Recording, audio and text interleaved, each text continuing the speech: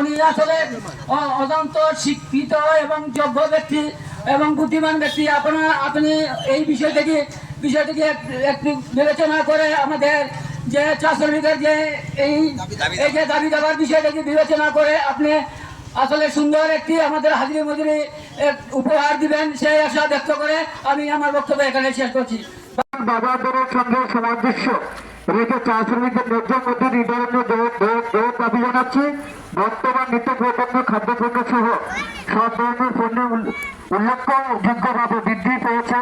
এই পরিস্থিতিতে বর্তমান মজুরি চা শ্রমিকদের পক্ষে পরিবার পরিজন নিয়ে সম্মানজনকভাবে জীবনযাপন করে অত্যন্ত কষ্টকর সাধ্য হয়ে পড়েছে।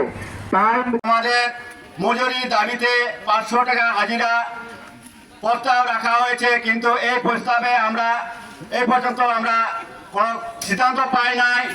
এরপরে আমাদের এই যে 5% যেটা দেওয়ার কথা এটা আমরা প্রত্যাহার করছি এবং এটা আমরা মানি না। এই বলে আমি আমার বক্তব্য শেষ করছি। আমাদের এই যে 50 টাকা বাড়ার পরে আমাদের এই দিনে এরিয়া একটা হয়েছিল, এরিয়া যে বিষয়টা হয়েছিল আমাদের প্রত্যেকটা শ্রমিকের কিন্তু 3200 টাকা করে হয়েছিল।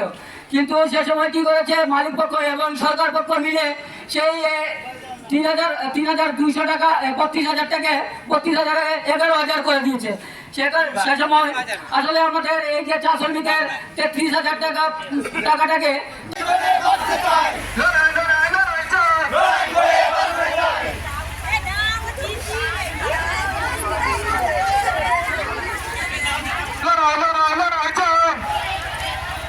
প্রতিরোধী সংগ্রাম